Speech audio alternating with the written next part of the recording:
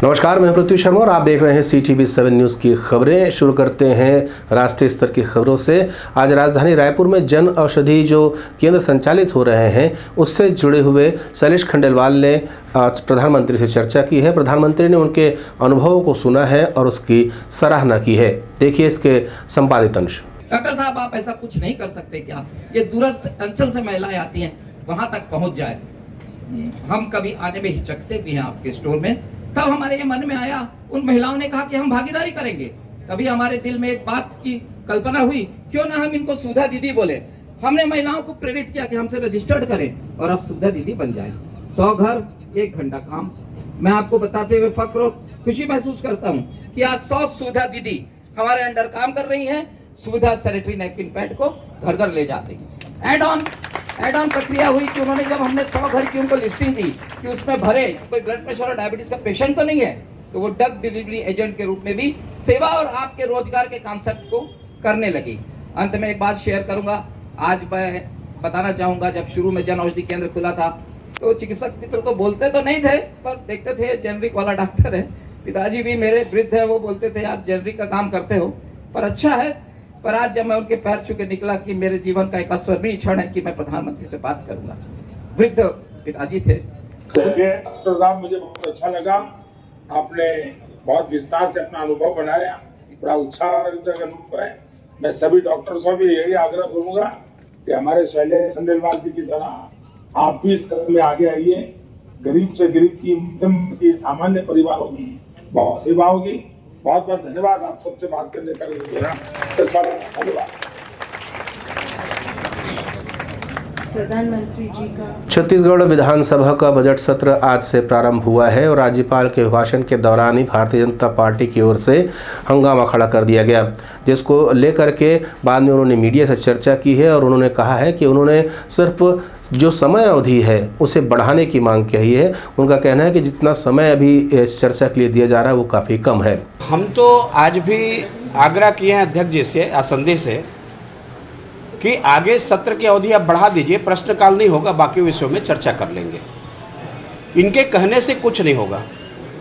जब 13 दिन का कार्यवध्य किए हैं, आज आपका छुट्टी हो गया, बजट जिस दिन पेश होगा उस दिन छुट्टी हो जाएगा, तो आपका जो काम काज के लिए कितना बचा आपका? 13 दिन में 11 दिन, और 11 दिन में आपके मुख्यमंत्री मिलाकर के 13 मंत्री हैं। इन विषयों पे चर्चा होनी है। जनहित के मुद्दे के हमारे बहुत सारे स्थगन लगे हुए हैं, उन पे चर्चा होनी है। ध्यानाकर्षण लगे हुए हैं, उन पे चर्चा। 139 के हमने चर्चा दिया है, आखिर ये चर्चाएं कब होगी, उसके लिए समय का निर्धारण कब होगा? ये सरकार कुल मिलाकर के विधानसभा से भागना चाहती है और चर्चा से भागना चाहती है, ये इसका प्रमाण है। वहीं इसका जवाब देते हुए आबकारी मंत्री कवासी लखमा का कहना है कि भारतीय जनता पार्टी के विधायकों ने राज्यपाल का सम्मान नहीं किया है। उनका ये भी कहना है कि विरोध जताने के लिए काफ़ी समय है और वो भी इसका जवाब देने के लिए तैयार हैं। भारतीय जनता पार्टी के लोग राज्यपाल का सम्मान करना छोड़ के अपने ही राज्यपाल को गिरने का कोशिश किया, ये बहुत दुर्भाग्य है, इसका निंदा करता हूँ।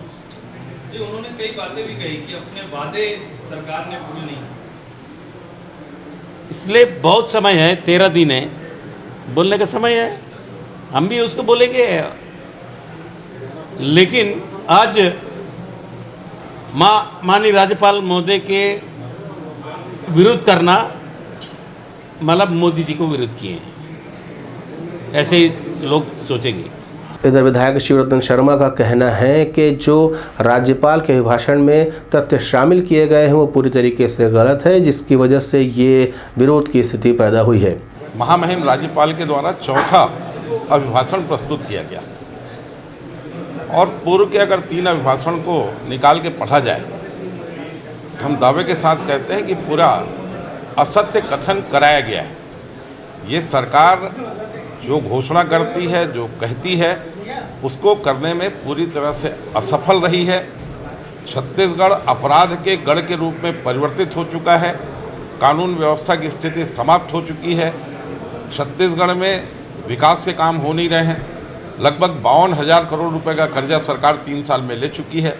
और ये जो कर्ज लिया गया है, इस कर्ज का उपयोग किसी पूंजीगत व्यय में ना करके ज़्यादातर उपयोग राजस्व व्यय में किया गया है। ये पूरे छत्तीसगढ़ के लिए चिंता का विषय है। इन सारे मुद्दों को हम विधानसभा में उठाकर सरकार को घेरने वाले हैं। इधर लगातार डी पुरंदेश्वरी का दौरा छत्तीसगढ़ में हो रहा है। इसको लेकर के कृषि मंत्री ने आज विधानसभा में मीडिया से चर्चा की है। उनका कहना है कि भारतीय जनता पार्टी की कोई तैयारी नहीं है। मुझे लगता है कि काफ़ी उन्होंने देर कर दी है और पुरंदेश्वरी जी के आगमन के बाद इस तरीके से उनको कार्य योजना बना करके दिया गया है, लेकिन थोड़े दिन बाद आप देखिएगा भारतीय जनता पार्टी की तैयारी जो फील्ड में कही जा रही है, ऐसा कुछ दिखाई देता नहीं। इधर कर्मचारियों ने भी मोर्चा खोल दिया है। विधानसभा के पहले दिन से ही ये धरना प्रदर्शन कर रहे हैं। उनका कहना है कि मौजूदा सरकार ने ये वादा किया था कि जब उनकी सरकार चुनकर आएगी तो 10 दिन के भीतर ही उन्हें नियमित किया जाएगा, लेकिन नियमितीकरण की दिशा में अब तक सरकार की ओर से कोई काम नहीं किया गया है। वहीं उन्होंने इस बजट सत्र को चुनावी बजट सत्र करार दिया है। उनका कहना है कि ये चूँकि अब चुनावी वर्ष प्रारंभ होने वाला है, इसलिए सरकार इसमें लोक लुभावन चीज़ें शामिल करेगी। और उन्होंने ये भी कहा है कि इसी दौरान कम से कम कर्मचारियों को नियमित किए जाने की बात कही जाए। छत्तीसगढ़ राज्य सरकार का 9 मार्च को जो बजट प्रस्तुत होने वाला है, ये बजट सरकार का एक प्रकार से चुनावी बजट हो सकता है। इसके बाद 2023 में चुनाव होंगे। हम प्रदेश के सरकारी कर्मचारी जन घोषणा पत्र में किए गए वादे का आदरणीय भूपेश बघेल जी, TS सिंहदेव जी ने जो जन घोषणा पत्र 2018 के विधानसभा चुनाव में बनाया था, उसमें उन्होंने वादा किया था कि हम अनियमित कर्मचारियों को नियमित करेंगे। यहाँ तक चुनाव जीतने के बाद सप्रेशाला मैदान में माननीय मुख्यमंत्री स्वयं आकर के ये घोषणा किए थे कि अब हमारी सरकार बन गई है, 10 दिन के अंदर आपको नियमितीकरण करेंगे। यह साल किसानों का, अगले साल कर्मचारियों का। खाली नरवा गरवा घुरवा बारी है, कर्मचारी के कब बारी है समझ में नहीं आते।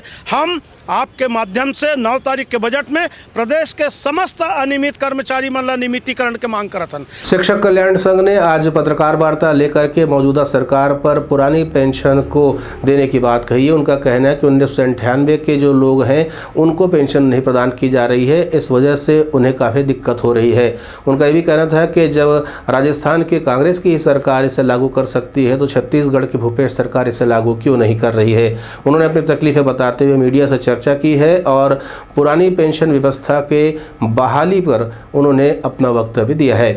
प्रेस वार्ता रखी है। हमारी एक सूत्री संवैधानिक मांग है 1998-99 में नियुक्त हमारे प्रदेश के 14,000 शिक्षकों को LV संवर्ग के हैं, उनको पुरानी पेंशन का संवैधानिक अधिकार प्राप्त करने के लिए हम पिछले 1 साल से हम संघर्षरत हैं और इस परिप्रेक्ष्य में आज हमने एक प्रेस वार्ता रखी है। जैसा कि आप सब लोगों को मालूम है कि छत्तीसगढ़ में 2 तरह का पेंशन प्रचलित है। 2004 के पहले वालों को पुरानी पेंशन मिल रही है और 2004 के बाद जो है नई पेंशन मिल रही है।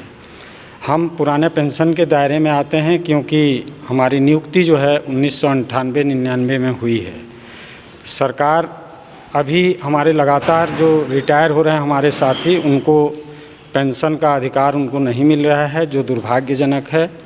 हम चाहते हैं कि सरकार 1998 से हमारी सेवावधि की गणना करे और जो हम ऑलरेडी पुराने पेंशन काल के हैं वो अधिकार जो है हमको दे, जिससे कि हम जो रिटायरमेंट के कगार पे खड़े हैं हमारे 14,000 साथी आने वाले 5-10 साल के अंदर जो है सारे लोग रिटायर हो जाएंगे, उनको एक सम्मानजनक जीवन जीने का एक सहारा मिले।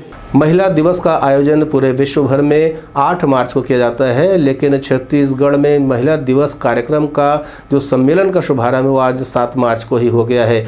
मुख्यमंत्री के हाथों उद्घाटित हुए इस कार्यक्रम के दौरान अलग अलग स्टॉल भी लगाए गए हैं, जिसमें महिला स्व सहायता समूह द्वारा बनाई गई चीज़ों को प्रदर्शित किया गया है। इस अवसर पर मुख्यमंत्री ने श्रेष्ठ कार्य करने वाले महिला स्व सहायता समूह को पुरस्कृत किया है। कार्यक्रम में नगरीय निकाय मंत्री शिव डहरिया, महिला एवं बाल विकास मंत्री अनिला भेड़िया सहित विधायक अनीता योगेन शर्मा भी शामिल हुए हैं और साथ ही साथ कांग्रेस के कई वरिष्ठ नेता भी यहां पर रहे।